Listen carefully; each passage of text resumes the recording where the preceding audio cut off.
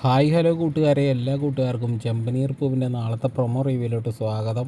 അങ്ങനെ നമ്മുടെ സച്ചിയാണെങ്കിൽ രവേട്ടനോട് പറയാണ്, അച്ഛാ ഈ വിശ്വനാഥൻ്റെ ഫോട്ടോ കിട്ടുകയാണെങ്കിൽ കൊള്ളായിരുന്നു, അങ്ങനെയാണെങ്കിൽ എത്രയും പെട്ടെന്ന് അയാളെ കണ്ടുപിടിക്കാൻ പറ്റുമായിരുന്നു. അത് കേട്ട ചന്ദ്രമതിയാണെങ്കിൽ സുധിയോട് ചോദിക്കുകയാണ്, എടാ സുധി, നിൻ്റെ കയ്യിൽ അയാളുടെ ഫോട്ടോ ഒന്നും ഇല്ലേ? അപ്പോഴാണെങ്കിൽ സുധി പറയുന്നത്, അയ്യോ അമ്മേ, എൻ്റെ കയ്യിൽ ആളുടെ ഫോട്ടോ ഒന്നും ഇല്ല. അത് കേട്ട രേവതിയാണെങ്കിൽ പറയുകയാണ്, അതിന് ഫോട്ടോ കിട്ടണമെങ്കിൽ ക്ഷേത്രത്തിലെ ഓഫീസിൽ പോയി ചോദിച്ചു കഴിഞ്ഞാൽ അവിടുത്തെ CCTV ഉണ്ടാവുമല്ലോ, ആ വീഡിയോ നമുക്ക് എടുത്താൽ പോരെയെന്ന് ചോദിക്കാണ്. അപ്പോഴാണെങ്കിൽ നമ്മുടെ ശ്രുതി പറയുകയാണ്, തൽക്കാലം അതൊന്നും വേണ്ട. അപ്പോഴാണെങ്കിൽ രേവതി ചോദിക്കുകയാണ്, അതെന്താ വേണ്ടാന്ന് പറഞ്ഞ്? അത് പിന്നെ അതിന് ഞാൻ വേറൊരാളെ ഏർപ്പാടാക്കും. അത് കേട്ട ശ്രുതിയാണെങ്കിൽ ശ്രുതിയോട് ചോദിക്കുകയാണ്, വേറൊരാളെ ഏർപ്പാടാക്കുന്നു? നീ എന്താ ശ്രുതി പറയണത്?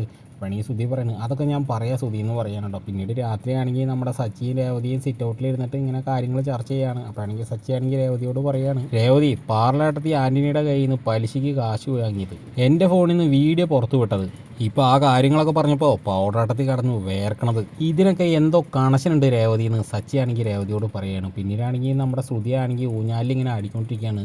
ആ സമയത്താണെങ്കിൽ ശ്രുതി വന്നിട്ട് ചോദിക്കുകയാണ് കേട്ടോ, ശ്രുതി, നീ വലിയ വീട്ടിൽ നിന്നാണ് വരുന്നത്, നിൻ്റെ അച്ഛൻ മലേഷ്യയിലെ വലിയ കോടീശ്വരനാണ് എന്നൊക്കെയാണല്ലോ നീ പറഞ്ഞിരുന്നത്, നീ ഈ പറഞ്ഞതൊക്കെ സത്യം തന്നെയാണോ ശ്രുതി എന്ന് ചോദിക്കുകയാണ്. അത് കേട്ടതോടുകൂടി ശ്രുതിയാണെങ്കിൽ ആകെ മൊത്തം ഞെട്ടിയിട്ട് ശ്രുതിയുടെ മുഖത്തേക്ക് നോക്കുകയാണ് കേട്ടോ സുഹൃത്തുക്കളെ. അപ്പോൾ എല്ലാവർക്കും ഈ ഒരു പ്രൊമോ റിവ്യൂ ഇഷ്ടമായിട്ടുണ്ടെങ്കിൽ ഒന്ന് ലൈക്ക് അടിച്ചും ഹൈപ്പ് ചെയ്തും സബ്സ്ക്രൈബും ചെയ്തിട്ട് കൂടി പോണേ.